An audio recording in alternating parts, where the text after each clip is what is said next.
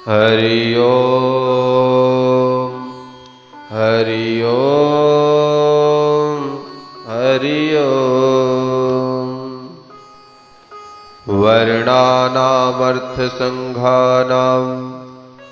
रसानां छन्दसामपि मंगलानां च कर्तारो वन्दे वाणी विनायको।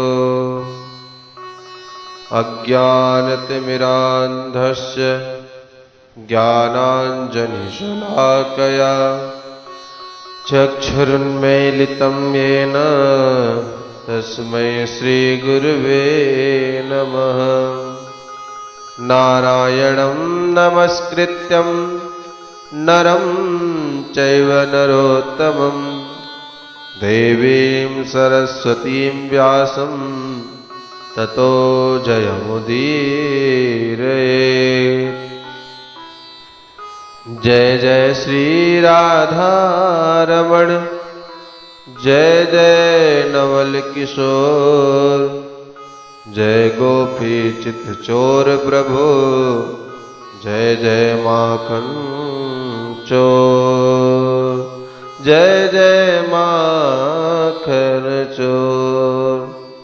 बोलिए सियावर रामचंद्र की, वृंदावन बाके बिहारी लाल की जय। आनंद कंद भगवान की जय। बोलिए सच्चिदानंद भगवान की जय। भक्तवत्सल भगवान की जय। बोलिए श्रीमद् भागवत महापुराण की जय। जय जय श्री राधे जय जय श्री राधे जय जय श्री राधे।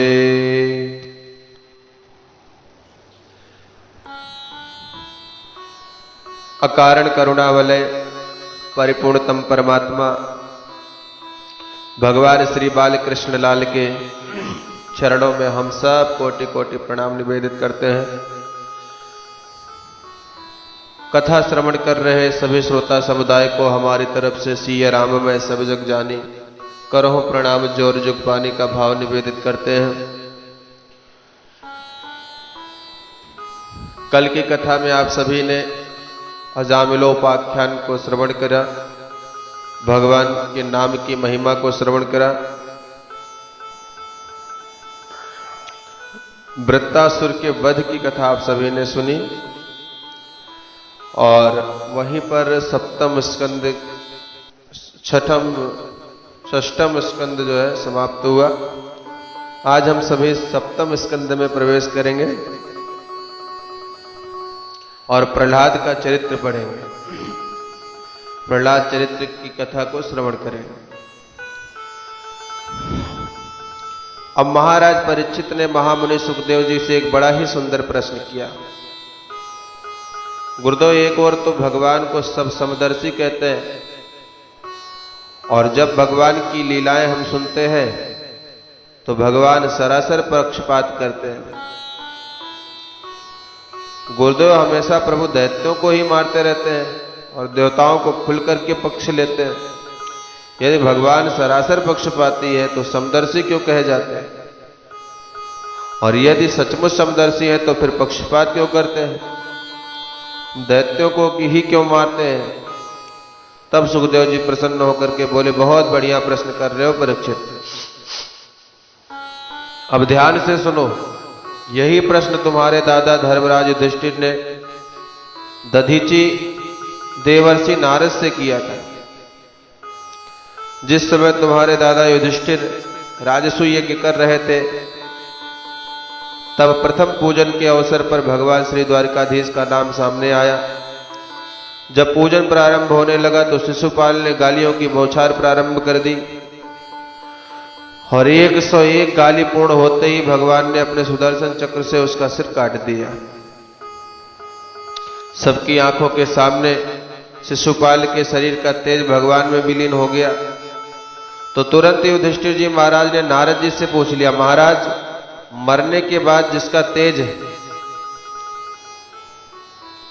श्रीमन नारायण में समा जाए वह तो कोई महान कोटि का सिद्ध महापुरुष होता है, फिर इस दुष्ट शिशुपाल का तेज भगवान में कैसे समा गया? या तो भगवान को सरेआम गालियां दे रहा था, फिर इसकी इतनी ऊंची गति कैसे हो गई। तब नारद जी ने कहा, धर्मराज युधिष्ठिर ध्यान से सुनिए, भगवान की घोषणा है, ये यथा माम प्रपद्यन्ते तांस्तथैव भजाम्यहम्। जो भगवान को जिस भावना से भजता है, भगवान उसे भाव से स्वीकार करते हैं। जो मित्र बनाते हैं उनके लिए भगवान मित्र बन जाते हैं, जो शत्रु बनाते हैं उनके लिए भगवान शत्रु बन जाते हैं। अब यह तो उपासनाओं का भेद है, भगवान में भेद थोड़ी ही है। भगवान ने तो छूट दे रखी है, जो चाहो सो बना लो, पर शर्त एक ही है कि मेरा चिंतन करो। जो सतत मेरा चिंतन करेगा उसे मेरी प्राप्ति निश्चित होगी, चाहे वह वैर से करे चाहे वह प्रेम से करे। तस्मात् केनाप्ययुपायेन मनः कृष्णो निवेशयेत्। मित्र से ज्यादा चिंतन शत्रु का होता है। मित्र की तो जब चर्चा करोगे तब याद आएगी, और शत्रु को भूलना भी चाहोगे तब भी बार बार याद आएगा। इसलिए जहां भगवान के भक्त माला लेकर भगवान को याद करते हैं, वहां दुष्ट भी भगवान को कभी याद नहीं करते, वह भी दिन रात भगवान को याद करते हैं, भले ही बैर भावना से ही सही। एक बार दुष्टों ने भगवान से कहा, सरकार हम ना होते तो आज आप भी नहीं होते। भगवान बोले, भैया मतलब? दुष्टों ने कहा, महाराज जब हम बहुत ज्यादा दुष्टता करते हैं, चारों तरफ खूब आतंक फैलाते हैं, तभी तो आपका अवतार होता है। रावण ने आतंक मचाया तो श्री राम को आना पड़ा, कंस ने आतंक मचाया तो श्री कृष्ण कन्हैया को आना पड़ा, तो आपको हमारी ही वजह से आना पड़ता है। अतः आपके आने का फायदा भी हमें ही मिलना चाहिए। भगवान ने पूछा, क्या फायदा चाहते हो? दुष्ट लोग बोले, महाराज हमारा भी उद्धार करो। भगवान बोले, तुम हमारा भजन करो। दुष्टों ने कहा, भजन ही करने लग गए महाराज तो दुष्ट ही किस मतलब के रह गए। यह भजन पूजन हमारे बस की बात नहीं है। वो ही भजन नहीं तामस देहा, हम तामसी लोगों से भजन नहीं होगा। भगवान ने कहा, तो तुम क्या कर सकते हो? दुष्ट बोले, महाराज आपको गाली दे सकते हैं, आपसे झगड़ा कर सकते हैं, हम असुर अपनी प्रवृत्ति के अनुरूप आपसे संबंध जोड़ सकते हैं। आप चाहो कि माला लेकर भजन करें तो ये हमारे बस की बात नहीं। भगवान बोले, चलो कोई बात नहीं, भजन नहीं कर सकते तो बैर करो, कुछ तो नाता जोड़ो हमसे। और भगवान ने बैर का संबंध स्वीकार करके असुरों को भी वही गति दी जो अपने प्यारे भक्तों को प्रदान करते हैं। भगवान का धाम कितनी साधना करके भक्तों को प्राप्त होता है, पर जो राक्षस लड़ने आते हैं उन्हें भगवान मारकर अपने धाम में ही भेज देते हैं। एक ही बाण प्राण हरि लीना, दीन जानते ही निज पद दीना। प्राण तो हर लिया और बाद में अपना परम पद भी प्रदान कर दिया।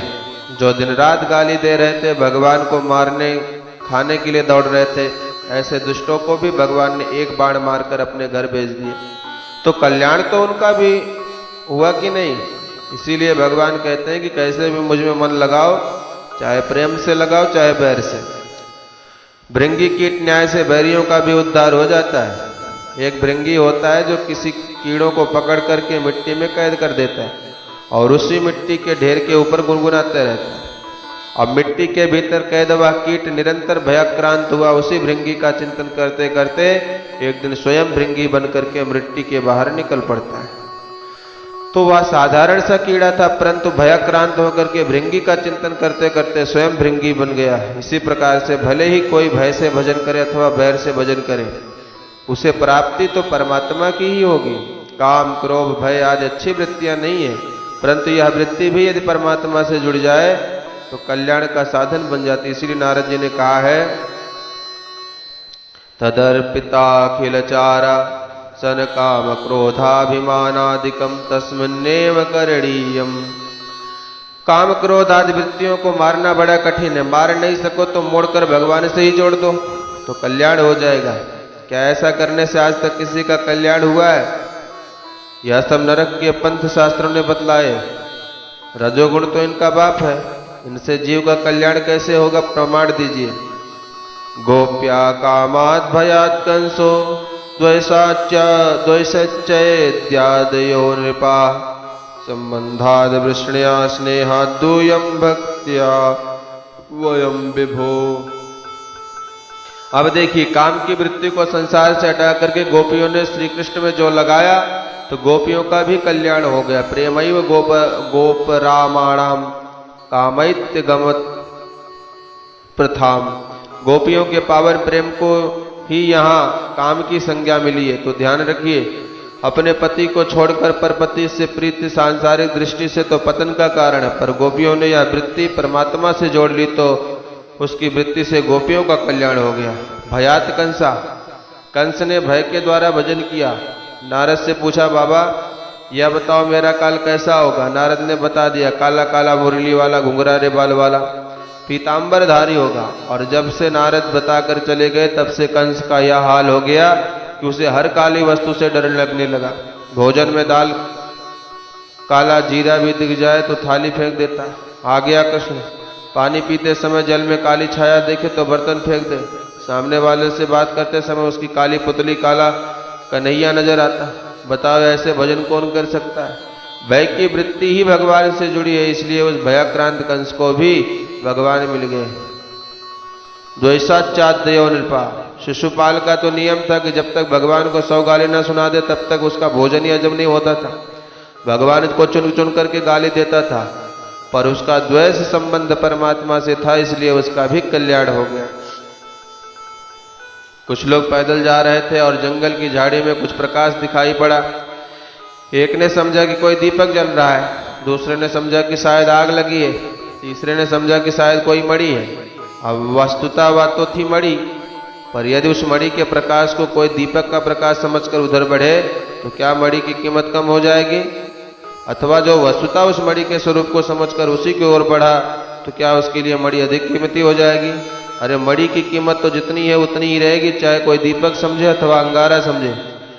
उसी प्रकार भगवान तो भगवान ही है, चाहे भगवान को कोई शत्रु समझकर दौड़े, चाहे मित्र समझकर दौड़े, चाहे पुत्र समझकर, जो भी समझना चाहे समझ ले, पर भगवान के निकट जो पहुंचेगा उसे तो प्राप्ति तो भगवान की ही होगी।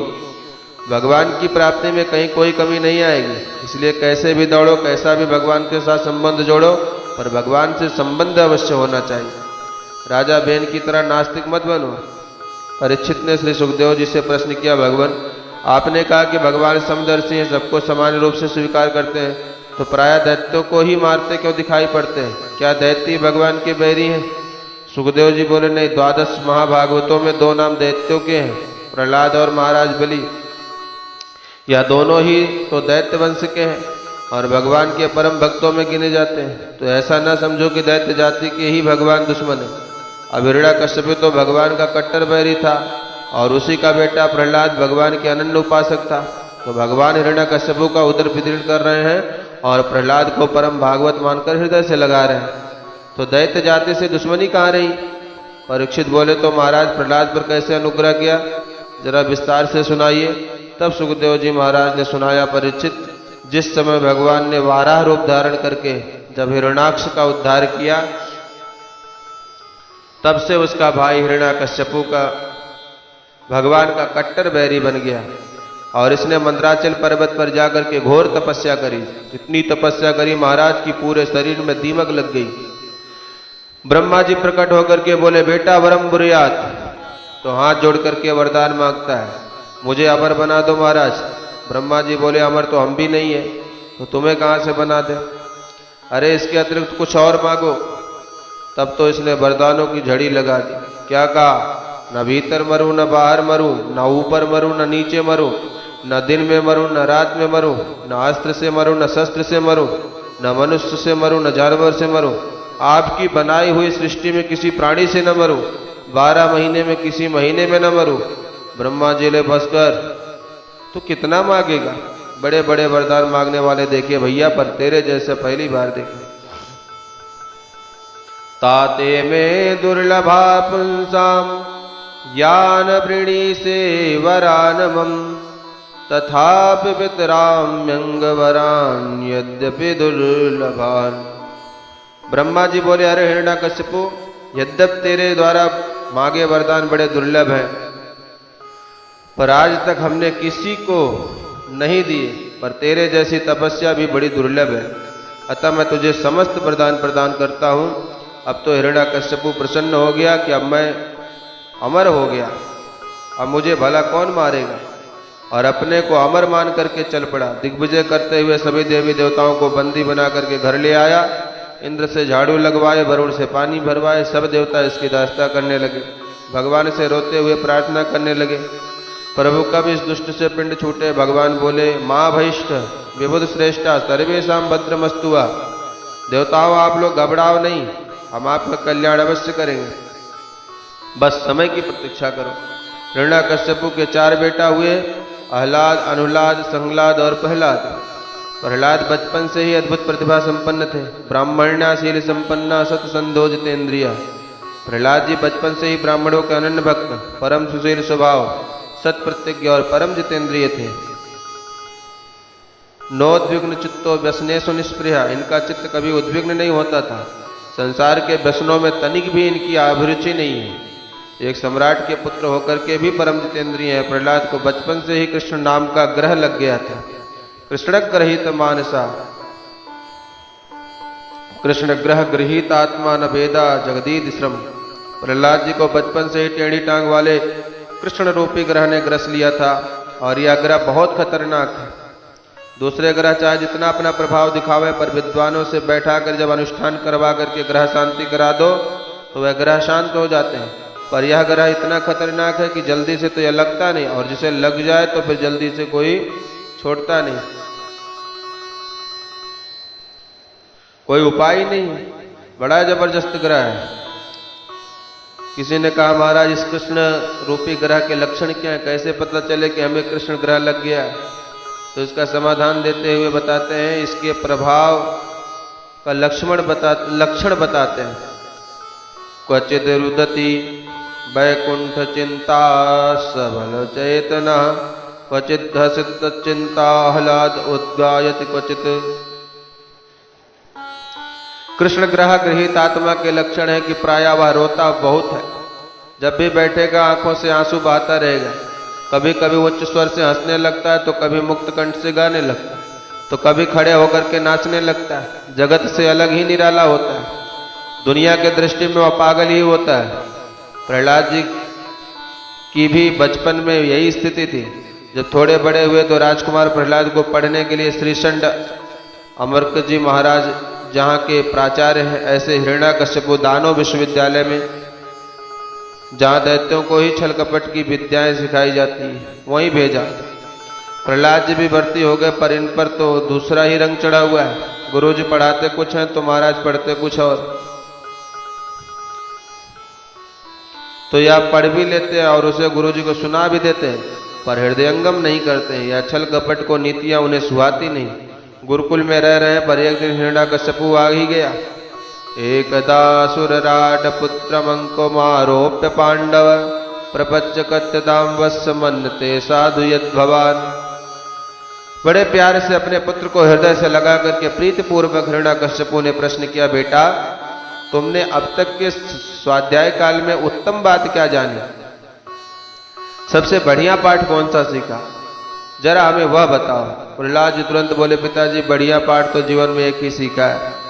तत्साधु मन्ये सुरवर्यम देहिनाम सदा सुमद्विग्ना दियागाद्रिहात्, हित्वात्मपातं गृहान्धकूपं वनं गतो यद्धर्माश्रयेत। पिताजी गृहस्थ जीवन एक अंधकूप के समान है।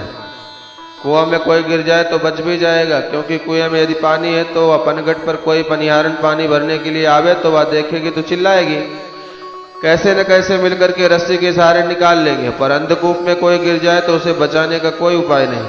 अंधकूप किसे कहते हैं? जो जंगल में कुएं हैं, जहां पर कोई आता जाता नहीं, जहां पर जंगल की झाड़ियों की झाड़ियां नीचे लटकती पड़ी रहती हैं,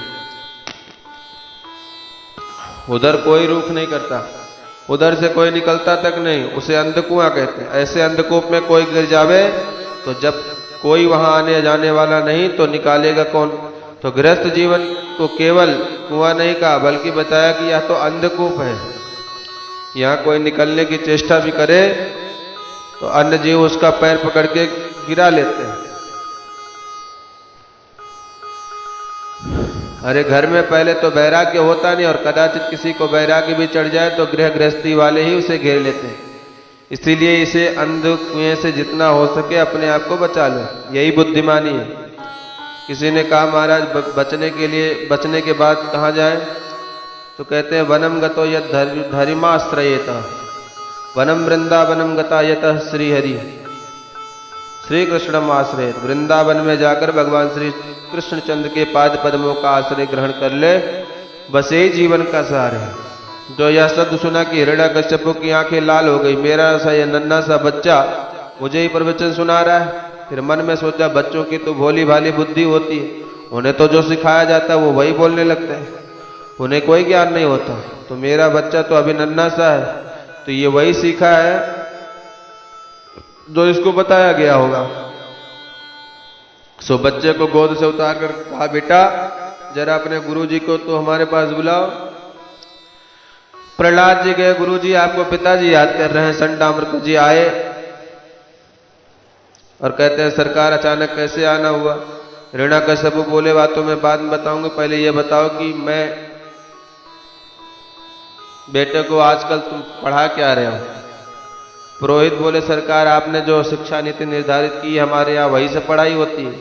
हिरण्यकश्यप लाल पीला होकर के बोला मूर्खो, मेरा बच्चा मेरी गोद में मुझे समझा रहा था कि वन में जाओ और हरि का भजन करो, यही सब सिखाने के लिए तुम्हारे यहाँ भेजा है क्या। संडामर्ग जी थर थर कांप गए, महाराज आपकी सौगंध खाते हैं, ऐसा हमारे विद्यालय में एक भी कोर्स नहीं है, ऐसी कोई पुस्तक नहीं पढ़ाई जाती। अब भगवान जाने आपके बेटे में किसने सुन लिया, किसने इसको सिखा दिया। हिरण्यकश्यप ने कहा यदि तुमने नहीं सिखाया तो इसका मतलब यह हुआ कि कोई विष्णु गुप्तचर तुम्हारे यहाँ घुसा बैठा है, तुमको कुछ मालूम नहीं, और वह मेरे बेटे को ऊट पटांग भड़का रहा है, उल्टी सीधी बातें सिखा रहा है, और मैं तुम्हारे भरोसे पर अपने बच्चों को तुम्हारे विद्यालय में छोड़ बैठा हूं। खबरदार आज के बाद मेरे बेटे ने दोबारा कोई ऊट पटांग बात की तो, अगर ऊट पटांग बात की तो दंड तुम्हें ही अवश्य मिलेगा, इतना याद रखना। यो डांट फटकार करके हिरण्यकश्यप तो चला गया, पर गुरु जी की धड़कन तेज हो गई। चलो पता लगाते हैं, प्रहलाद से ही पूछते हैं। फिर सोचा कि बच्चों को एकदम डांटना नहीं चाहिए, इसलिए प्यार से पूछते हैं। तो प्रहलाद को बड़े प्यार से पूछा, वत्स प्रहलाद भद्रम ते सत्यम कथये मामृषा, बेटा तेरा खूब कल्याण हुए, तू सच सच बता तेरी किसने मति खराब की, या ऊट पटांग बातें अपने पिताजी को जो तूने सुनाई है सब तुझे किसने सिखाई। प्रहलाद जी हंस करके बोले जय हो प्रभु, मैं उस परमात्मा की माया को प्रणाम करता हूं कि जो जीवों को कल्याण की बातें कहे तो उसे संसार में लोग उल्टी खोपड़ी वाला बताते हैं। धन्य है भगवान की माया का चमत्कार, जिसे सर्प काट ले ना उसे कड़वा नीम भी मीठा लगने लगता है, बिना स्वाद भिन्न स्वाद वस्तुता वस्तु जिस स्वाद की है उसमें भिन्न स्वाद आता है। इसका मतलब तुम्हारे अंदर बीमारी है, कड़वा नीम आपको मीठा लग रहा है और मीठी मिश्री कड़वी मालूम पड़ रही है, इसका मतलब कि तुम बीमार हो। संसार के विषय रूपी विष में जो संलग्न है उन्हें भी वह रसमय परमात्मा कड़वे मालूम पड़ते हैं, इसके विरुद्ध संसार के जो विषतुल्य विषय हैं वह मीठे नजर आने लगे। उनके लिए जीव निरंतर भाग रहा है, या भगवान की माया के रोग का ही तो लक्षण है। भगवान की माया का रोग जिसे लगा है उसकी यही हालत होती है। अब तो गुरु जी की आंखें और लाल लाल हो गई है, मूर्ख तो हमसे पढ़ने आया है कि हमें पढ़ाने आया है, मेरा डंडा लाओ मैं इसकी अकल ठीक करूं। क्योंकि यह चंदन जैसे वन में यह कांटे का पौधा कहां से पैदा हो गया। दैत्य चंदन मने जातो यम कंटक द्रुमा। संडामर्क ने प्रहलाद जी को बहुत डांटा। सुखदेव कहते हैं परीक्षित यह गुरु जी नहीं डांट रहे हैं, वरन राजा हिरण्यकश्यप के सेवक डांट रहे हैं। मास्टर जी में और गुरु जी में बहुत अंतर होता है। गुरु वह है जो उचित हो उसे निर्भीक होकर के शिष्य को समझावे और पढ़ावे, और मास्टर जी वह है कि भले ही वह गलत हो पर सरकार ने जो शिक्षा नीति निर्धारित की वही हमें पढ़ाना है। गा माने गणेश पढ़ना बंद करो, सांप्रदायिकता फैल सकती है। गा माने गधा पढ़ाओ, अब गधा पर किसी को आपत्ति नहीं, गणेश जी से आपत्ति हो जाती। तो सरकार का रुख देख करके उचित अनुचित भी जो सरकार कहे वही सिखाया जावे, सो है मास्टर। तो यह लोग जो राज सेवक है हिरण्यकश्यप के कर्मचारी हैं, वह राजा का आदेश है वही पढ़ाना प्रारंभ कर रहे हैं, वही पढ़ा रहे हैं।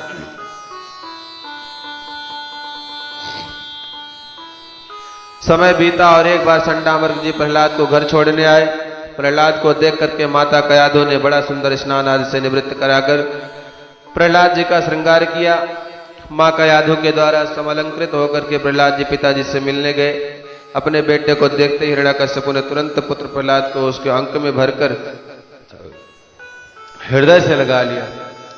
प्रहलाद जी चूंकि परम भागवत है, इसलिए उनके स्पर्श मात्र से हिरण्याकश्यपु का रोमांचित हो जाता। प्रहलाद जी को हृदय से लगाकर बड़े प्रेम से फिर वही प्रश्न कर दिया, बेटा जरा बताओ तो अब तक तुम्हारे गुरुजी ने सबसे बढ़िया पाठ कौन सा याद कराया? प्रहलाद जी गुरु की तरफ देखने लगे। सुन रहे हो गुरुजी, पिताजी हमसे बढ़िया बात पूछते और हमेशा घटिया बात सुनना चाहते हैं। अब बढ़िया पूछ रहे हैं तो बढ़िया ही बोलूंगा। अब तो मैंने बढ़िया बढ़िया 9 बातें सीख ली है पिताजी। हिरण्याकश्यपु ने सोचा, अच्छा 9 प्रकार की कोई नई नई नीतियां सीख करके आया होगा। पर प्रहलाद जी सुना बैठे भगवान की 9दा भक्ति। श्रवणम कीर्तनम विष्णो स्मरणम पाद सेवनम अर्चनम वंदनम दास्य सख्यात्मनिवेदनम इत पुंसार्पित विष्णो भक्तिश्चेन वलक्षणा क्रियते भगवत्याद्ध तन्मन्ये धीतमुत्तमः।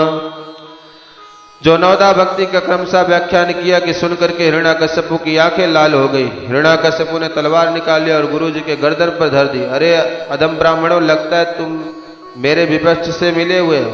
तुमने जानबूझकर मेरे बेटे की बुद्धि खराब की। कल इसने हमसे एक बात बोली थी, आज 9 बातें सिखा रहा है। इसका मतलब उत्तरोत्तर इसकी विद्या का विकास हुआ है। तुमने कोई ध्यान नहीं दिया। अब तुम लोग जीवित नहीं बचोगे। अब तो संडामर्क जी थर थर कांपे। सरकार हमारी केवल एक बात सुने। हम आपकी सौगंध खाकर कहते हैं कि इस बालक को ना तो हमने पढ़ाया ना और किसी ने पढ़ाया। यह तो पढ़ा पढ़ाया आया है, इसको कोई पढ़ा नहीं सकता। न मत प्रणीतम न मत परम प्रणीतम सुतो वदे वदे सत्वेन्द्र सन्नो नैसर्गकीयम मतिरस्य राजन नियच्छ मन्यु कददास्ममानः। संडामर्क जी बोले, महाराज हम पर नाराज ना होइए। हम तो इतना जानते हैं कि इसकी स्वाभाविक मति भगवान ने ही ऐसी बनाई, इसकी बुद्धि ही ऐसी। अब इससे हमारा क्या दोष? महाराज आप शांत चित्त होकर के विचार कीजिए। इस क्रोध को त्यागिए और शांत मन से सोचिए कि इसकी बुद्धि ऐसे कैसे हो गई। हिरण्याकश्यपु ने अब अपने बेटा से ही पूछ लिया, प्रहलाद सत्य बताओ, या तुम्हारी बुद्धि विकृति किसने की है? किसने ये ऊट पटांग बातें तुम्हें सिखाई? प्रहलाद जी बोले, पिताजी मतिर्न कृष्णे परता स्वतो वा मिथ्योभिपद्यते गृहव्रतानम। देखो गृहस्थ नहीं कहा, घर में ही रहने का जिन्होंने व्रत ले रखा, छोड़ना ही नहीं चाहते। घर को ही जो सब कुछ समझकर पकड़ कर बैठे, उनकी बुद्धि बड़े भाग्य से भगवान की तरफ अभिमुख होती है। अन्यथा इस गृहस्थ जीवन में सब अंध परंपरा से एक दूसरे को गर्त में गिराने का ही प्रयत्न करते जा रहे हैं। जैसे एक बड़ी लंबी अंधों की रेखा जा रही थी, सभी अंधे ही अंधे थे। अब सबसे आगे वाला अंधा गड्ढे में गिर गया, धम्म की आवाज आई। अब सब अंधे जहां के तहां खड़े, भाई खतरा मालूम चलता है, यह आवाज कैसे हुई पता लगा। पीछे वालों ने पूछा, भाई रास्ता तो ठीक है। तो गड्ढे में गिरे अंधे ने सोचा, हमें तो गिर ही पड़े, अब इन्हें क्यों छोड़े। तो बोला, नहीं नहीं, रास्ता तो बहुत सुंदर है, डरने की कोई बात नहीं, आराम से आओ। साथी पर भरोसा करके चल पड़े। जैसे ही आगे चले तो दूसरा धम्म से आवाज आई, यह रास्ता तो ठीक है। दूसरे ने कहा, इस दुष्ट ने हमें नहीं बताया तो हम भी किसी को नहीं बताएं। हाँ बहुत बढ़िया रास्ता है, चले आओ। परिणाम यह हुआ कि रेखा में जितने थे सब धम धम गिरते चले गए। प्रहलाद कहते हैं, पिताजी इसी प्रकार से सब लोग संसार के गर्त में अंध परंपरा से गिर रहे हैं। जीवन भर गृहस्थी के क्लेश भोगने के बाद भी कोई अपनी संतान को इससे बचाने का प्रयत्न करता है क्या? उसी नमक तेल लकड़ी की गोरख धंधे में हर व्यक्ति अपनी संतान को झोंकता रहता है। इस संसार रूपी चक्रव्यूह से बचाने का कोई प्रयत्न नहीं करता। सब अंध परंपरा से गिर रहे हैं, इसलिए वह भाग्यशाली है जिसकी मति रति प्रभु के चरण कमलों में हो। अब तो हिरण्याकश्यपु के क्रोध का पारावार नहीं रहा। अरे असुर वीरों, मैं समझ गया इस दुष्ट बालक को नारायण भक्ति का भयंकर रोग लग चुका है और यह रोग बहुत संक्रामक है, एक से सब में फैल जाता है। नगर ग्रामों में कोई सच्चा भक्त यदि पैदा हो जाए तो देखते देखे तिलकधारी जहाज मजीरा वाले हजारों नाचते नजर आने लगते हैं। इसलिए अब तक तो यह प्रहलाद अकेला है। ऐसा न हो कि इसे देख देख करके और बीमार पैदा हो जाए, और रोग जब ऐसा लगे कि यह ठीक नहीं हो सकता तो उपाय फिर एक ही है कि उसी रोगी को ही ठिकाने लगा दो, ताकि और रोगी न बने। अरे हमारे शरीर हमारा कितना प्यारा लगता है, पर इसी हाथ में कोई घातक रोग हो जाए तो डॉक्टर साहब कहें कटवा दो, नहीं तो रोग आपके पूरे शरीर को प्रभावित कर देगा। तो अन्य शरीर की रक्षा के लिए हम उस अंग को काट देते हैं।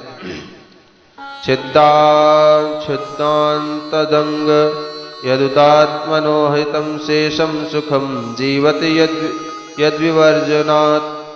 तो जैसे हमारे अपने शरीर की सुरक्षा को ध्यान में रखते हुए अपने प्यारे अंग को कटवा ही देते हैं, ऐसे ही प्रहलाद मेरा पुत्र है, पर इसको बहुत खतरनाक हो गया है, इसलिए ठिकाने लगा दो। प्रहलाद जी के ऊपर अनेक असुर टूट पड़े और उठा कर ले गए। दिग्गजैर्दन्तशूकैश्च अभिचारावापातनैः मायाभिसन्निरोधैश्च गर्दानैर्भोजनैः। बड़े बड़े पर्वत शिखरों से गिराया, पानी में डुबाया, अग्नि में जलाया, विस्पान कराया, भोजन पर प्रतिबंध लगाया, सारे प्रयत्न कर लिए, सब विफल हुए। होलिका देवी स्वयं जलाने आई पर खुद ही जल करके राख हो गई। अग्नि शीतल हुई तो प्रहलाद जी की इस प्रतिभा से प्रसन्न होकर के प्रहलाद जी के जितने मित्र थे उस अग्नि की राख को ही एक दूसरे के ऊपर उड़ा उड़ा करके उत्सव मनाने लगे। तो होलिका दहन जिस दिन होता है उसके दूसरे दिन उस धूल से ही लोग एक दूसरे से खेलते हैं। परंतु कुछ हिरण्यकश्यप के भी समर्थक लोग थे, वह लोगों को उठा उठा करके नालियों में पटकने लगे। दोनों ही प्रकार के दृश्य होली में देखने को मिलते हैं। हिरण्यकश्यप चिंता में पड़ गया, चिंताम दीर्घतमा प्राप्ता, सिर पकड़ करके बैठ गया। क्या बात है, छोटा सा बच्चा इतना चमत्कारी, अब इसे मैंने कदाचित नहीं मारा तो यह मेरी मौत का कारण बन सकता है। यह चमत्कार बालक में नहीं है, इसके ऊपर किसी का हाथ है। मुझे लगता है कि मेरे बेटे के माध्यम से नारायण मेरे ऊपर कोई षड्यंत्र रचा है। इतने में संडामर्क जी आ गए। अरे महाराज, आपकी टेढ़ी भ्रुकुटी होने पर त्रैलोक कांप उठता है और आप अपने बच्चे को लेकर इतने परेशान हो रहे हैं। महाराज हमें एक मौका दीजिए। संडामर्क जी प्रहलाद को पकड़कर फिर ले गए। बहुत समझाया पर इन पर कोई प्रभाव नहीं पड़ा, तो बांध कर प्रहलाद जी को गिरा दिया। प्रहलाद जी पड़े हैं। अब एक दिन संडामर्क जी तो बाजार घूमने चले गए, विद्यार्थी खेलने कूदने निकल पड़े। तो प्रहलाद जी को अवसर मिल गया, इधर आओ मित्रों, एक नया खेल सिखाऊं। आंख मिचौनी सिखाई। सहपाठी बोले हाँ ये तो पुराना खेल है।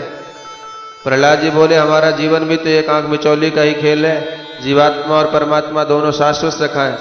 एक बार दोनों बोले चलो आंख मिचौली खेलते हैं। भगवान बोले पहले तुम छुप जाओ, फिर बाद में हम छुपे। तो समस्त जीव प्रलय के समय परमात्मा के उदर में ही विलीन हो गया। और परमात्मा ने जब सृष्टि का शुभारंभ किया तो एक एक जीव को कर्मानुसार ढूंढ ढूंढ करके जगत में कर्मानुसार जन्म दे दिया। फिर भगवान बोले देखो बच्चों, हमने तुम सबको ढूंढ लिया, अब इसी जगत के कण कण में हम भी छुपे बैठे हैं। अब तुम्हारी बारी है, हमें ढूंढ करके तुम दिखाओ। जिस दिन तुम हमें ढूंढ लोगे उस दिन तुम्हारा खेल खत्म। और जब तक उस जगत में छुपे जगदीश्वर को जान नहीं लोगे तब तक यह जन्म मरण का खेल खत्म होने वाला नहीं है और चलता ही रहेगा। बड़ा लंबा खेल है। इसलिए श्रुति भगवती कहती है तमेव विधिवत विदित्वात् मृत्यु में तो नान्यः पंथा विद्यते यनाय। प्रहलाद जी कहते हैं उस परमात्मा को जाने बिना जन्म मरण रूपी इस भयंकर पीड़ा से बचने का दूसरा कोई रास्ता नहीं। इसलिए मित्रों, बुद्धिमान वही है जो कुमारा अवस्था से होश संभाले ही जगत में छुपे जगदीश्वर को जानने में जुट जाए। कौमार आचार्य तप प्राज्ञो धर्मान भगवतानि दुर्लभम मानुषम जन्म तदप्युध्रुवमर्थम तुम। प्रहलाद जी कहते हैं मित्रों, उस परमात्मा को इस शरीर से ही जाना संभव है। अन्य योनियों के शरीर उसे जानने में समर्थ नहीं है। इसीलिए अवसर मिला है उस परम तत्व को जान लो। आज प्रहलाद जी खुद अपने साथियों को पढ़ा रहे हैं और जब अपना समकक्ष कोई पढ़ावे तो उससे प्रश्न करने में कोई संकोच नहीं होता। गुरु जी से पूछने में डर लगता है। इसलिए आज सारे विद्यार्थी प्रहलाद जी से खुल करके प्रश्न कर रहे हैं और प्रहलाद जी सबका समाधान करते हुए अध्ययन करा रहे हैं। एक विद्यार्थी बोला प्रहलाद, हमने तो सुना है कि यह उम्र कमाने की है, इसलिए पहले तो खूब कमाओ। अरे भजन पूजन करना तो सब बुढ़ों का काम है। प्रहलाद जी बोले सुनो मित्रों, जीवन में सुख और दुख है वह दैवाधीन है, प्रारब्ध अनुसार मिलता है। जितना प्रारब्ध में लिखा है उतना सुनिश्चित रूप से प्राप्त होगा। उसके लिए तुम जितना उद्यम करो या मत करो, दुखी होने के लिए तुम कभी प्रयत्न करते हो क्या? किसी से ने भगवान से यह मांगा कि हे प्रभु हम दुखी रहे? ना तो कोई मांगता है ना कोई चाहता है, फिर भी दुखी होते हैं कि नहीं? क्योंकि सब दैवाधीन है। हमारे प्रारब्ध में यदि दुख लिखा है तो हम ना चाहें भी तो भी मिलेगा। ठीक इसी प्रकार से सुख भी यदि प्रारब्ध में है तो भले ही मत चाहो तब भी मिलेगा। सुखमयंद्र के हम दैत्या देह योगेन देहिनाम सर्वत्र लभ्यते दैवाद्यथा दुखमयत्नतः। दुख का कोई प्रयत्न नहीं किया फिर भी दुखी हुए, ऐसे ही सुख का भी प्रयत्न ना करो तो भी यदि प्रारब्ध में है तो घर बैठे ही सुखी हो जाओ। कई लोग दिन रात मेहनत कर रहे हैं, पसीना बहा रहे हैं, फिर भी कुछ भी प्राप्त नहीं कर पा रहे हैं, और एक वह है जिसको कुछ भी नहीं करना पड़ रहा है फिर भी माला माल हो गए। प्रारब्ध जब जागृत होता है तो धन की बरसात होने लगती है, इसलिए जंगल में भी जाकर के बैठ जाओगे तब भी तुम्हारा प्रारब्ध तुम्हें भोग सामग्री वहां पहुंचा देगा। तो जो प्रारब्ध में मिलना सुनिश्चित है उसके लिए प्रयत्न करना भी मूर्खता है। अरे प्रयत्न उसके लिए किया जाता है जो अनुपलब्ध हो। मित्र बोले तो प्रयत्न किस लिए करें? प्रहलाद जी बोले प्रयत्न किया जाता है आत्म कल्याण के लिए। अब रही बात बुढ़ापे की, तुम लोग कहते हो कि बुढ़ापे में भजन करो। अरे मित्रों पहले तो यह बताओ तुम अपनी आयु कितनी समझते हो? मित्र बोले 100 साल। प्रहलाद जी ने कहा तुम्हारे पास कोई गारंटी कार्ड है कि 100 साल तक तुम जिंदा रहोगे? मित्र बोले वह तो नहीं है। प्रहलाद जी बोले फिर हम मान लेते हैं कि तुम 100 साल की उम्र के हो। रात्रि का समय सोने में ही गंवाया कि नहीं? तो इसका मतलब 50 साल सोते सोते चले गए। अब 50 वर्ष बचे, तो 50 वर्ष के 20 वर्ष तुमने खेलने कूदने मौज मस्ती में गंवा दिए। अब बचे 30 वर्ष, तो 30 में से 80 वर्ष के बाद के जो 20 वर्ष हैं उन्हें हिसाब से पहले ही निकाल देना चाहिए, क्योंकि इस अवस्था में पहुंचने के बाद तुम चाहोगे भी उपासना कर लें, साधना कर लें, तो शरीर ही काम नहीं करेगा। ध्यान लगाने बैठेगी, खांसी से परेशान कर दिया, घुटने दर्द करने लगे, कहीं ना कहीं कोई न कोई शारीरिक व्याधि आपको इतना प्रभावित करेगी कि आप चाह करके भी कुछ नहीं कर सकेंगे। तो बताओ अब 100 साल की उम्र में तुम्हारे पास भजन करने का समय कहाँ रहे? जिंदगी जब तक रहेगी फुर्सत न होगी काम से, उस समय ऐसा निकालो प्रेम कर लो राम से। कथम प्रियाया अनुकंपिताया संगम रहस्यम रुचिरास्त मंत्रान। 10 वर्ष जो युवा अवस्था के बचते भी हैं, जहाँ विवाह हुआ नहीं कि देव जी के मंत्र नित्य काल में सुनाई पड़ेंगे कि आज नमक खत्म हो गया, आज बच्चों की फीस जमा करनी है, आज यह काम करना है, आदि आदि। उन्हीं प्रपंचों में 1 मिनट की भी फुर्सत नहीं मिलेगी। युवा अवस्था में मित्रों धन की तृष्णा अत्याधिक बलवती हो जाती है। क्या एक चोर नहीं जानता कि पकड़ा गया तो क्या दुर्दशा होगी? जेब कतरों को नहीं मालूम कि जेब काट रहा हूं, यदि पकड़ा गया तो विडंबना होगी। तस्करों को डकैतों को क्या नहीं पता, क्या नहीं मालूम कि गोली हमारे जीवन की अंतिम सांस ले सकती है? पर इसके बाद भी धन के पीछे भाग रहे, क्योंकि प्राणेभ्योपि या ईप्सितः, वह धन प्राणों से भी अधिक प्यारा लगने लगता। हालांकि प्राण सबसे प्यारे होते हैं, पर धन की तृष्णा इतनी होती है कि प्राणों की बाजी लगाकर धन के पीछे भागता है। इसीलिए मित्रों जीवन कितना भी बड़ा हो फुर्सत का क्षण कभी नहीं होता। एक ने कहा प्रहलाद यह बातें हमारे गुरुजी तो हमें कभी नहीं सिखाते, पर तू कहां से सिखाता है? तुझे ये सब बातें किसने सिखाई? प्रहलाद जी कहते हैं मित्रों मेरी मनमुखी बातें नहीं है, मुझे भी अपने गुरुदेव से प्राप्त हुई। सखाओं ने पूछा भैया तेरे गुरुदेव कौन है? हमारे गुरुजी तो कभी नहीं पढ़ाते। देख प्रहलाद हमारी तुम्हारी उम्र एक, हमारा तुम्हारा विद्यालय एक, हमारे तुम्हारे गुरुजी भी एक, फिर भी यह बातें कौन से गुरुजी ने तुझे सिखा दी? प्रहलाद जी बोले भैया जब मैं माँ के पेट में था उस समय इंद्र ने आक्रमण करके मेरी माँ का हरण कर लिया। मेरी माँ चिल्ला रही थी, रो रही थी, इतने में देवर्षि नारद ने इंद्र को डांट कर भगाया और मेरी माँ को बचा लिया। मेरी माँ ने नारद जी के चरण पकड़ लिए। तब नारद जी ने कहा बेटी जब तक तेरे पति तपस्या करके नहीं आते तब तक तू निश्चिंत होकर के मेरे आश्रम में रह, और हम तुझे आशीर्वाद देते हैं जब तक तेरी इच्छा नहीं होगी तब तक तेरा बालक जन्म ही नहीं लेगा।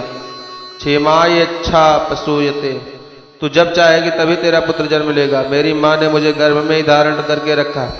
नारद जी महाराज मेरी माँ को बड़े सुंदर सुंदर उपदेश दिया करते थे और मातृगर्भ में सब सुनता रहता था, इसलिए माँ के गर्भ में ही मैंने नारद जी को अपना गुरु मान लिया और यह सारा ज्ञान उन्हीं का दिया हुआ है। विद्यार्थी बोले गजब हो गया भैया, इसका मतलब हमारे गुरु जी ठीक कहते हैं कि यह पढ़ा पढ़ाया ही पैदा हुआ है, माँ के घर में तू सब सीख के आया। कुछ भी हो तेरी बातें हमारे मन को बहुत प्रभावित करती हैं। अरे कभी कभी तेरी भक्ति को देखकर तेरे साथ खूब नाचने गाने का मन होता है, पर जब तेरी पिताजी की सूरत याद आती है तो हिम्मत टूट जाती है। वह बड़े बड़े क्रोधी है, हमें जिंदा नहीं छोड़ेंगे। प्रहलाद जी बोले एक बात बताओ, भगवान कोई मेरे घर के हैं क्या? तुमने नहीं देखा कि प्रभु के प्रेम में जब मैंने प्रभु का स्मरण किया तो क्या कोई मेरा कुछ बिगाड़ सका? तो जब जब वह प्रभु मेरी रक्षा करते हैं तो क्या वो तुम्हारी रक्षा नहीं करेंगे? अरे मित्रों, देवोसुरो मनुष्यो वा यक्षो गंधर्वे वचा भजनम मुकुंद चरणम स्वस्ति मानस्याद यथा वयम। कोई देवता हो, यक्ष हो, गंधर्व हो, मानव हो, दानव हो, कोई भी हो, कैसा भी हो, पर जैसे प्रभु ने मुझ दैत्य कुल में उत्पन्न प्रहलाद पर अनुग्रह किया, ऐसे ही भगवान का जो भजन करे, हरि को भजे सो हरि के होई, वो भगवान का हो जाता है, भगवान उसकी रक्षा करते हैं। विद्यार्थियों के मन में महाभागवत प्रहलाद जी की बात मन में जच गई और बोले, प्रहलाद कुछ भी हो, यदि तुम्हें हमें विश्वास दिलाता है तो हम भी तेरे साथ नाम संकीर्तन करेंगे, क्योंकि गुरुजी विद्यालय में है नहीं, आज ही मौका बढ़िया है। प्रहलाद जी बोले, तो हो जाओ तैयार, चिंता मत करना, सब संभाल लूंगा। सारे विद्यार्थी आज प्रहलाद जी के साथ झूम उठे और झूम झूम करके भगवान की मस्ती में नाचना गाना प्रारंभ कर दिए। सारे विद्यार्थी झूम झूम करके नाच रहे थे कि इतने में गुरुजी आ गए। गुरुजी ने देखा तो घबरा गए, भगवान लगता है बीमारी फैल गई, कहीं इसको छूट कर मैं भी रोगी न बना दूं, बैठो। दौड़े दौड़े गुरुजी हिरण्याकश्यपु के पास पहुंचे और बोले, महाराज गजब हो गया, अभी तक तो आप प्रहलाद अकेला था, अब तो उनके सारे विद्यार्थियों को रोगी बना दिया। अब आप चल करके अपनी आंखों से देखिए। सुनते ही आंखें लाल लाल हो गई। कोपावेश चलदाना पुत्रम हंतु मनोदधे। कोप के कारण शरीर कांपने लगा, विचार करने लगा, मैं आज अपने पुत्र को मार ही डालूंगा। ऐसा संकल्प लेकर गदा उठा करके चल पड़ा और जो विद्यालय में जा करके देखा तो होश उड़ गए और किसी विद्यार्थियों के होश ही नहीं। वह अपनी मस्ती में नाच रहे और गा रहे। हिरण्याकश्यपु ने अट्टहास किया और कीर्तन सन्नाटे में बदल गया। जो जहां खड़ा था बेचारे सब विद्यार्थी जहां के तहां खड़े रह गए। कोई नाचते समय एक हाथ कमर पर, एक हाथ माथे पर जोर कर ठुमका मार रहा था और जहां उसकी दृष्टि हिरण्याकश्यपु के मुख पर पड़ी सो बेचारा मूर्ति बन के ज्यों के त्यों खड़ा हो गया। यह भी हिम्मत नहीं कि सीधा भी हो जाए, थर थर कांप रहे। छोटे छोटे विद्यार्थी प्रहलाद जी को इशारा कर रहे हैं, उधर देख भैया। प्रहलाद ने जब पीछे मुड़ करके हिरण्याकश्यपु की लाल लाल आंखें देखी तो विद्यार्थियों को मुस्कुरा के इशारा किया, घबराना मत, मैं हूं। हिरण्याकश्यपु ने प्रहलाद पर हजारों गालियां की बौछार कर दी। हे दुर्विनीत मंदात्मन कुल भेद कराधम स्तब्धम मच्छा सनोद्भूतम नेश्चे त्वाद्य यमक्षयम क्रुद्धस्य स्कंपन्ते त्रयो लोकाः सहेश्वरा तस्मे भीत वन्मूढ़ शासनम किम बलोत्यागः। अरे दुर्विनीत कुलभेदी नराधम प्रहलाद, आज तुझे मेरे कोप से कोई नहीं बचा सकता। मैं क्रोध करता हूं तो त्रैलोक्य कांप जाता है, ऐसा कोई शक्तिशाली नहीं जो मेरा सामना कर सके। प्रहलाद जी के वरदानों ने मुझे, ब्रह्मा जी के वरदानों ने मुझे अमृत प्रदान किया, पर तूने किसके बल पर मुझे चुनौती देने का दुस्साहस किया? प्रहलाद ने भी निर्भीक होकर के जवाब दिया, न केवलम मैं भवतस्य राजन सावई बलम बलिना चा परेशाम परे वरेमी स्थिर जंगाम ये ब्रह्मादेव ये न वसाम प्रणीता। पिताजी, आपको ब्रह्मा के वरदान का बल है और मेरे प्रभु तो ब्रह्मा को भी बल देने वाले हैं।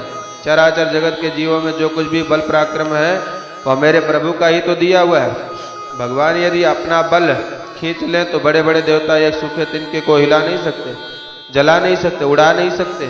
परशुराम जी महाराज राम जी को बार बार फरसा दिखा रहे थे, लक्ष्मण जी महाराज और ज्यादा छेड़ रहे थे। परशुराम की आंखें लाल हो गई, संकल्प सुदृढ़ हो गया कि आज मैं इस बच्चे को मार ही डालूंगा। पर जब फरसा उठाने का प्रयास किया तब हाथ से काम करना ही छोड़ दिया। परशुराम जी बड़े चक्कर में पड़ गए कि चाह भी रहा हूं, फरसा भी मेरे हाथ में, फिर भी उठ क्यों नहीं रहा है, हाथ क्यों काम नहीं कर रहा है। लक्ष्मण जी बोले, महाराज हाथ ने पहचान लिया पर आप नहीं पहचान पाए। अब परशुराम जी विचार करने लग गए कि कौन है, कहीं सबको बल शक्ति देने वाले यही तो नहीं है। संदेह हो गया तो अपना संदेह दूर करने के लिए परशुराम जी ने कहा, महाराज राम रमापति कर धन लेहूं खैचो मेट मोह पर संदेह। इस धनुष पर आप प्रत्यंचा चढ़ा दो तो मेरे संदेह समाप्त हो जाएगा, मैं आपको पहचान जाऊंगा। जैसे धनुष देने के लिए परशुराम जी आगे बढ़े ही थे कि परशुराम जी के हाथ से धनुष अपने आप ही छूट गया और राम जी के हाथ में जाकर के पहुंच गया। देत चाप आप ही चल गये परशुराम मन विस्मय भयो। परशुराम जी के आश्चर्य का ठिकाना नहीं रहा, गजब हो गया। मेरा हाथ चैतन्य था वह एकदम जड़ बन गया और मेरा धनुष एकदम जड़ हुआ चैतन्य बन गया। स्वयं मेरे हाथ से चल करके राम जी के हाथ में पहुंच गया। इसका मतलब राम जी कौन है? जो चेतन का जड़ करही जड़ ही करही चैतन्य।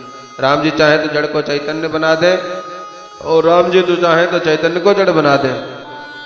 प्रहलाद जी महाराज कहते हैं, सवई बलम बलिनाम चा परेशान। पिताजी वह बलवान के भी बलवान है। आप अपने आप को त्रैलोक का विजेता मानते हैं, पर सबसे पहले अपने घर को तो जीतिए। तुम्हारे भीतर के जो शत्रु घुसे बैठे हैं, दस्यानुपुरा शरण विजित्य लुम्पतो मन्यत एके स्वजिता दिशो दश। काम क्रोध आदि जो शत्रु हमारे भीतर घुसे बैठे हैं, उन्होंने आज आपको अपने अधीन कर रखा है। आपका शरीर क्रोध के अधीन होकर के कांप रहा है। पहले इन शत्रुओं को जीत लीजिए, तब आप विजेता कहलाएंगे। परंतु क्रोध में बुद्धि क्षीण हो जाती है। क्रोध में अंधा हुआ हिरण्याकश्यप चिल्ला पड़ा, हे मूर्ख, तेरा भगवान यदि सबको बल पराक्रम प्रदान करता है तो बोल कहां रहता है? पहले तेरे भगवान को देखो। प्रहलाद जी बोले, आप पूछे पिताजी कि वह कहां नहीं रहते? ईसा वाशमिदम सर्वम, वह तो कण कण में, अणु अणु में सर्वत्र है। हिरण्याकश्यप ने कहा, यदि सर्वत्र है तो कासो यदि सर्वत्र कस्मात स्तंभे न दृश्यते। यदि तेरा भगवान सर्वत्र है तो इस खंबे में मुझे क्यों नहीं दिख रहा? क्या तेरा भगवान इस खंबे में है? प्रहलाद बोले, हाँ। प्रहलाद ने ही हाँ कहा और हिरण्याकश्यप ने घुमाकर गदा का प्रहार किया कि खंबा फट गया और भगवान नरसिंह रूप में प्रकट हो गए। बोलिए नरसिंह भगवान की जय। गगड़ गड़गड़ानो, खंब फाटो चरचरानो, निक्सो नरनाहर को रूप अति भयानक है। गगड़ गड़गड़ावे, दसन जीव लपलपावे, चितवत सरोज मानव, अंग जात खानो है। नरसिंह भगवान ने इतना भयंकर अट्टहास किया कि सारे दैत्य मूर्छित होकर के गिर पड़े। हिरण्याकश्यप भी घबरा गया और मन में सोचने लगा, मैं तो वरदान प्राप्त हूं। ब्रह्मा जी के वरदान जब मेरी रक्षा करेंगे तो मैं क्यों डरूं? तो वरदान का स्मरण करके साहस आ गया। ढाल तलवार थमाने लगा और भगवान के ऊपर झपट पड़ा। मध्याह्न 12 बजे नरसिंह भगवान प्रकट हुए और युद्ध छिड़ गया।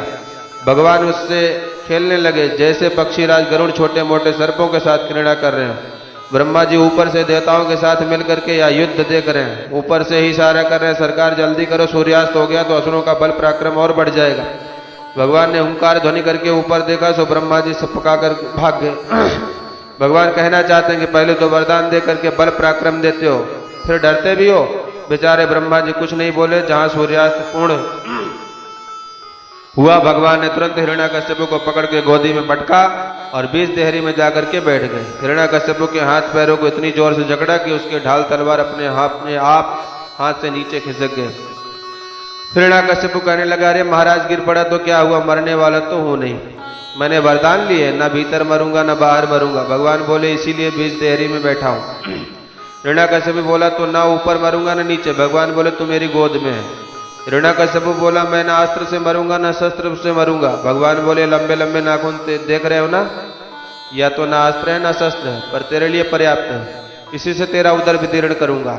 अब तो कांपते हुए बोला, तो ना दिन में मरूंगा ना रात में। भगवान बोले, संध्या का समय हो रहा है, ना दिन है ना रात्रि है। तो हिरण्याकश्यप बोला, महाराज ना मनुष्य से मरूंगा ना जानवर से। भगवान बोले, मैं कौन हूं, नर भी हूं और सिंह भी हूं।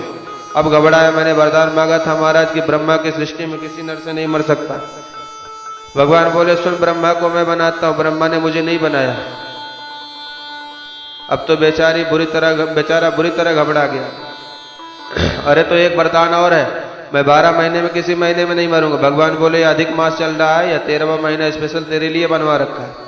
सत्यम विधातुम निज भृत्य भाषितम व्याप्तिम च भूतेष्वखिलेषु चात्मन अदृश्यताद्भुत रूप मुद्वहन स्तंभे सभायाम न मृगम न मानुषम। ब्रह्मा जी के समस्त वरदानों की प्रभु ने रक्षा की। सनकादिकों की शाप की रक्षा करने के लिए भगवान इस रूप में आए और अपने भक्त प्रहलाद के वचनों को ही सत्य करने के लिए अद्भुत रूप में भगवान प्रकट हुए। अंततोगत्वा वरदानों की रक्षा करने अपने विशाल नखों को हिरण्याकश्यप के उदर में घोंपकर उसकी आंतों को चीरकर बाहर निकाल लिया और उन आंतों को बाहर निकाल करके उसकी माला धारण कर ली। अब तो भगवान के रक्त रंजित कर कमल और बड़ा भयंकर मुख देख करके देवता भी थर थर कांपने लगे। एक और जहां असुर हिरण्याकश्यप के वध की प्रसन्नता हो रही है, दूसरी ओर भगवान का इतना उग्र रूप देख करके देवताओं का साहस नहीं होता कि सामने जाकर के दंडवत करावे। परंतु भगवान ने इतना महान कार्य किया है तो स्तुति तो करना ही चाहिए। ब्रह्मा बाबा आए, हाथ जोड़ करके स्तुति गाने लगे। न तोम्यनंताय दुर्दंत शक्ते विचित्र वीर्याय पवित्र कर्मणे विश्वस्य सर्ग स्थित संयमान गुणै स्वलीलया संदधते व्ययात्मने।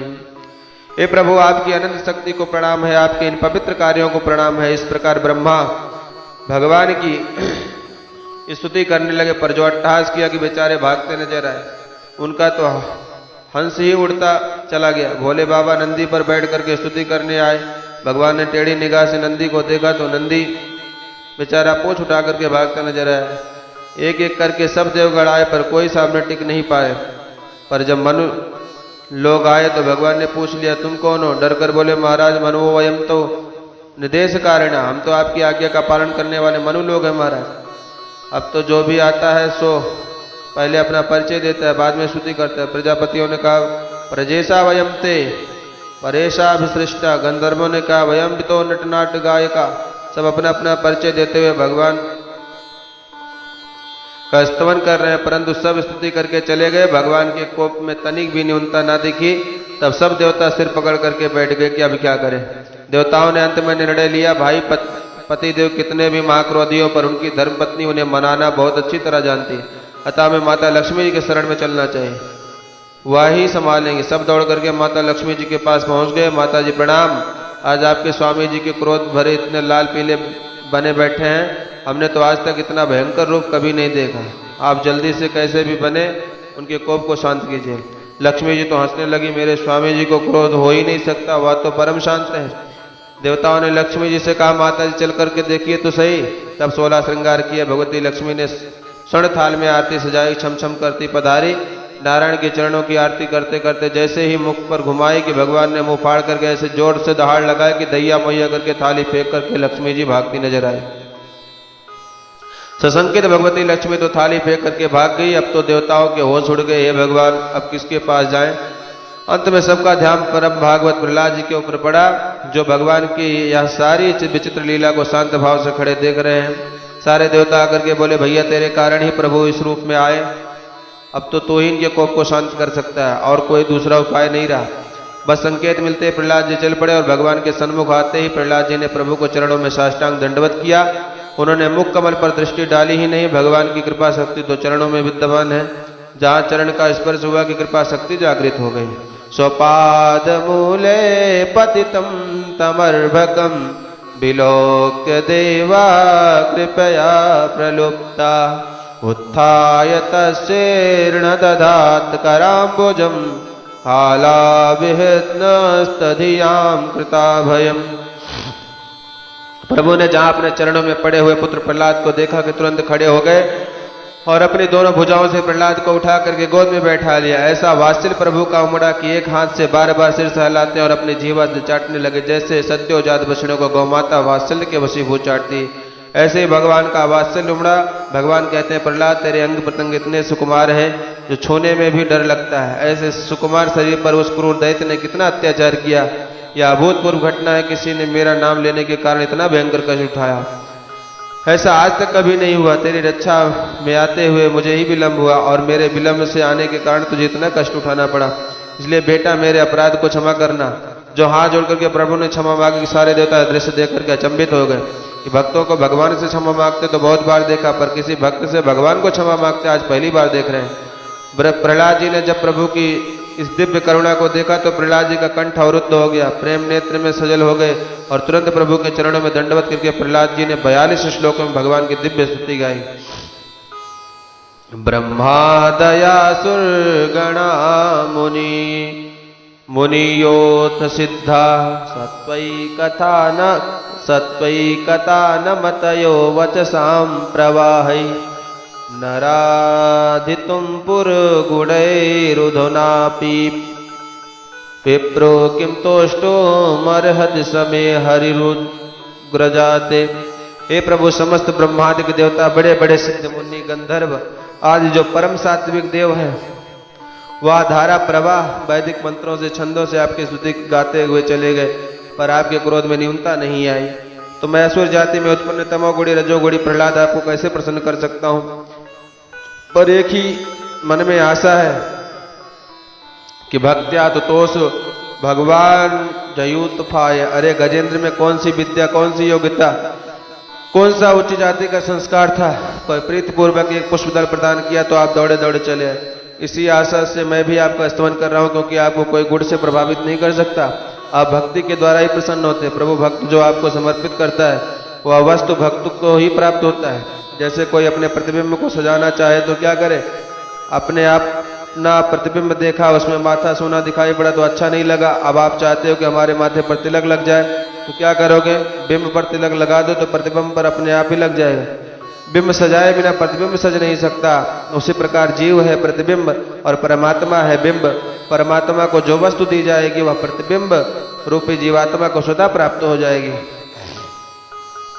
प्रतिमुखस्य यथा मुख स्त्री, प्रभु आप कितने भी भयानक बन जाइए पर अहम न बिभेम, मैं आपकी इस भयानकता से बिल्कुल नहीं डरता। ना हम बिभेम जित तेति भयानकस्य, भगवान बोले क्यों डर नहीं लग रहा। प्रहलाद जी बोले सरकार जब सिंह दहाड़ता है तो सारे जानवर उसके डर से भाग जाते हैं, पर सिंह चाहे जितना दहाड़े उसका बच्चा थोड़ी ही भागता है। सिंह दहाड़ता है और सिंह शावक उसके कंधों पर जाकर के बैठ जाता है, उसे तनिक भी भय नहीं लगता। उसी प्रकार जब आपने मेरे लिए यह विचित्र रूप बनाया, मेरे लिए आए हो, तो चाहे जितने भयानक बनकर के आओ, मैं आपसे क्यों डरूं। अरे डर तो लगता है आपकी इस विचित्र माया से जो जन्म मरण की चक्की में सारे जगत को पीस रही है। प्रभु मुझे तो आश्चर्य होता है कि कहाँ तो मैं रजोगुणी तमोगुणी असुर और कहाँ आपकी कृपा। भले हो ब्रह्मा जी का आपका बेटा है, पर क्या आपने अपने बेटा ब्रह्मा को गोद में लेकर इतना प्यार दिया। क्या यह सौभाग्य आपकी पत्नी लक्ष्मी अथवा शिव जी को प्राप्त हुआ, जो किसी को नहीं प्राप्त हुआ। प्रभु असुर को आपने प्रदान किया। क्वाहम रजा प्रभव ईश तमोध केस्मिन् जाता सुरे तरकुले क्वा तवानुकंपा न ब्रह्मणो न तो भवश्च न वै रामया यन्मेर पिता शिरसि पद्माकर प्रसाद। प्रभु एक ही आशीर्वाद दीजिए कि जो इंद्रियों के दास हम बने बैठे हैं, इंद्रियां हमारे बस में रहे। बहुपत्नियों के बीच में जैसे पति की विडंबना होती है, ऐसे इंद्रियों के बीच में हम जीवों की विडंबना हो रही है। बर्हव्यास पत्न्या योगे है पतिम लुनंती, या जितने भी इंद्रिय जन सुख हैं या खुजली के समान होते हैं। खुजली को खुजलाने में जितना सुख मिलता है, परिणाम में उतनी पीड़ा।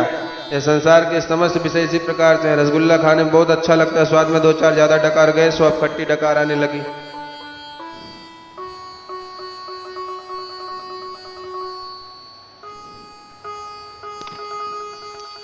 रसगुल्ला के नाम से नफरत हो रही है, स्थिति विषयों की है। प्रभु जो अजितेंद्रिय पुरुष है, जिनकी इंद्रियां वश में नहीं है, उनके लिए तो मौन व्रत स्वाध्याय तप संयम जब आज जितने भी मोक्ष के साधन है वह पेट के साधन बनकर रह जाते हैं।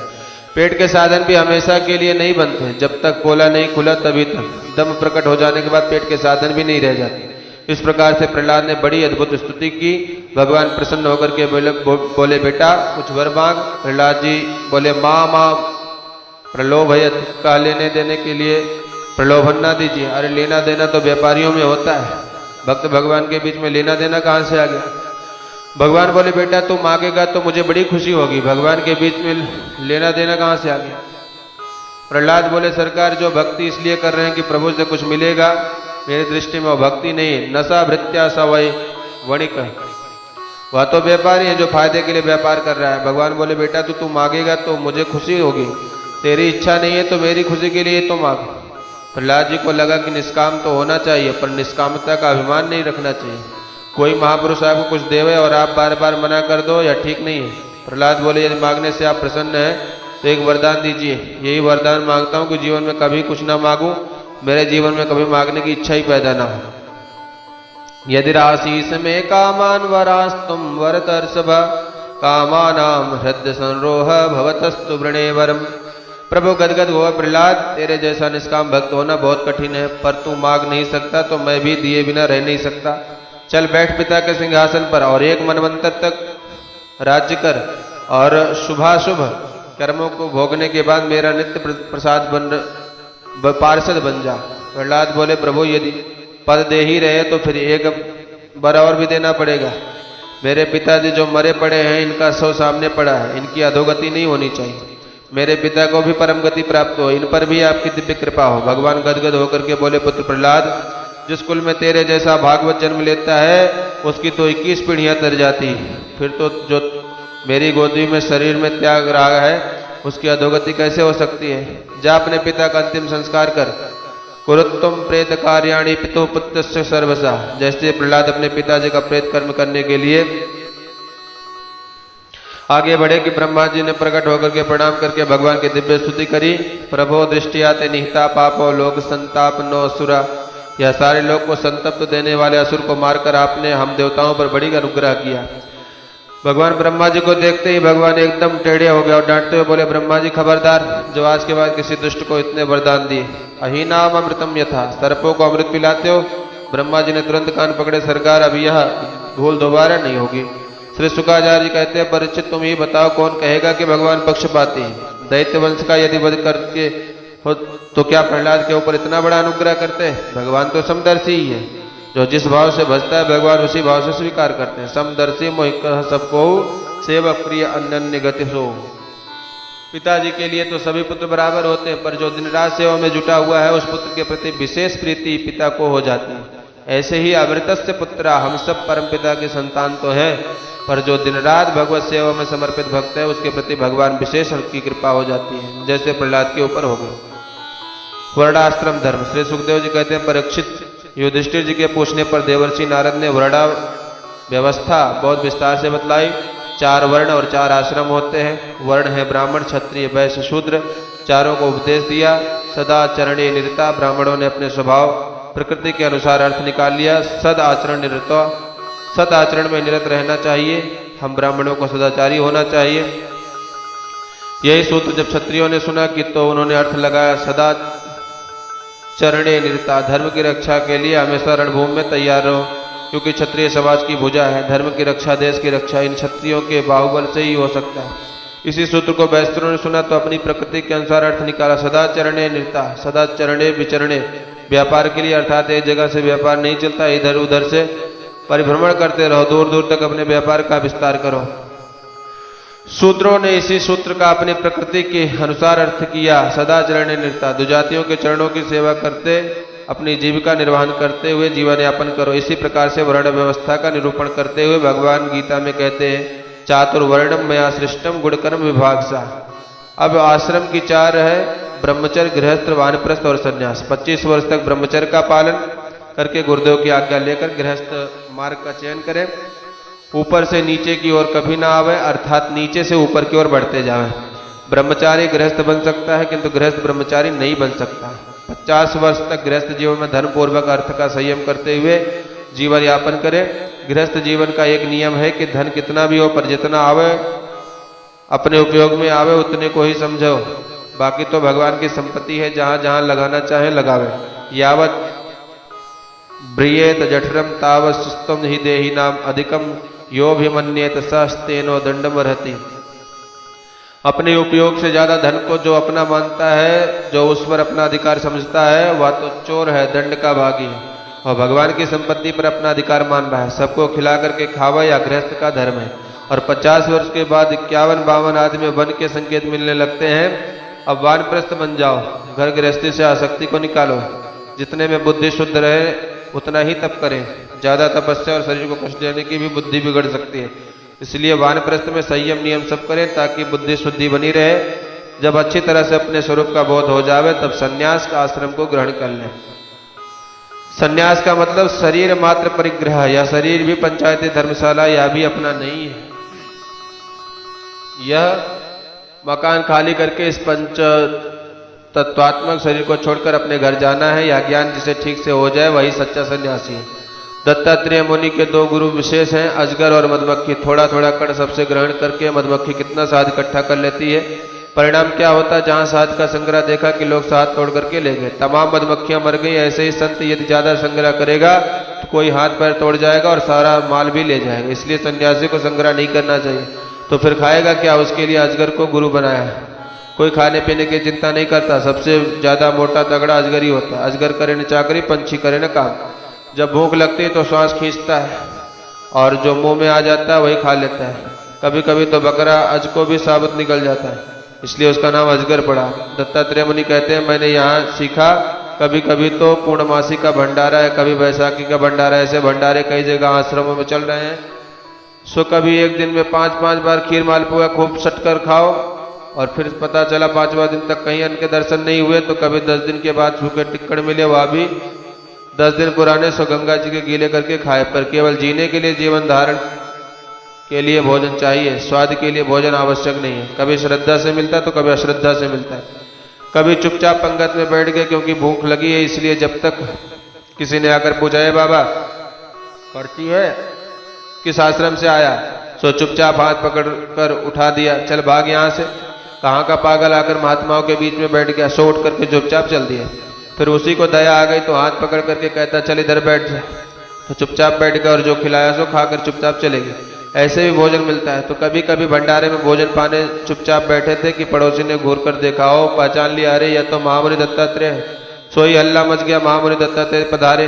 और फिर क्या था, बड़े बड़े सेठ साहूकार राजा महाराजा आरती उतारने लगे, चरण धोकर चरणामृत पीने लगे, महलों में ले गए, चकाचक मालपुआ खिलाए, सोने की थाली में भोजन आए और फिर बढ़िया पलंग पर खर्राटे बजाकर चरण दबाए जा रहे हैं। इस प्रकार से कभी बड़े ठाट बाट से भोजन मिलता है तो कभी अपमान पूर्वक भी मिलता है, और दोनों में हम समान रहते हैं। हमारी इच्छा यह कभी नहीं रहना चाहिए कि कोई हमारी जय जयकार ही बोले।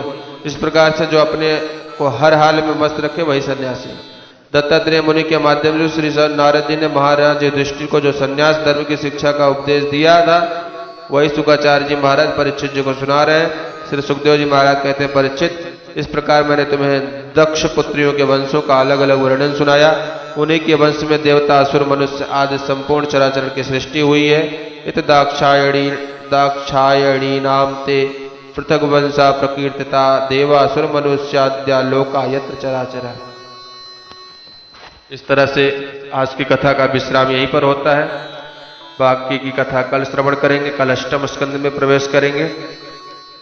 एक बार सभी लोग बोलिए, बोलिए श्री वृंदावन मां के बिहारी लाल की जय, बोलिए आनंद कंद भगवान की जय, बोलिए सच्चिदानंद भगवान की जय। जय जय श्री राधे, जय जय श्री राधे, जय जय श्री राधे। ओम शांति शांति समाप्ति।